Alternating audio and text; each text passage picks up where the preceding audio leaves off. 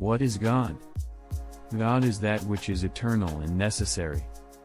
God is that which cannot fail to exist. God is that which has mandatory existence.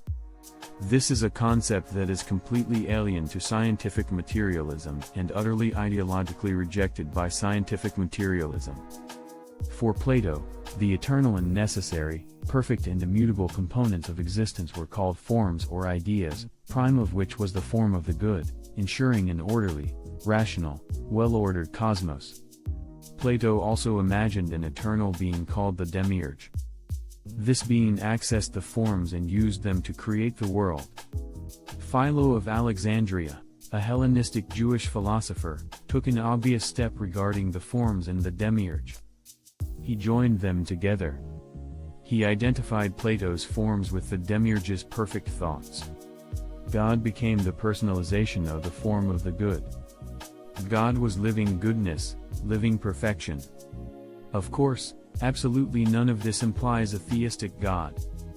Plato certainly didn't believe in anyone like Yahweh, Jesus Christ, or Allah. God forbid.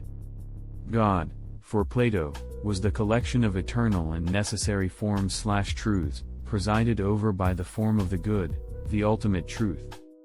The demiurge was the perfect, eternal being who was informed by the forms and implemented them in the world. The implication was that he could have temporal and contingent thoughts, which failed to reflect the eternal and necessary perfection of the forms. When Philo said that the forms were God's thoughts, he thereby removed God from any possibility of interacting with the imperfect spacetime universe of matter. Philo thus reflected the thinking of Aristotle. Aristotle's God, pure actuality, matterless form, could not interact with the world. He was perfect and unchanging, hence could have nothing to do with an imperfect, changing world. Philo, having established a perfect, transcendent God who could have nothing to do with the immanent world, then had to invent a second being, the Logos, to interact with the world.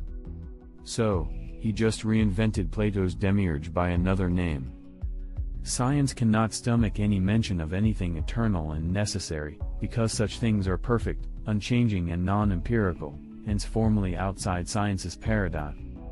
If the eternal order exists, and it does, science can say nothing about it, hence science will never explain existence. It can't get near the actual explanation of existence. God. God is the ontological assembly of all eternal and necessary truths, and those are all mathematical. God is math.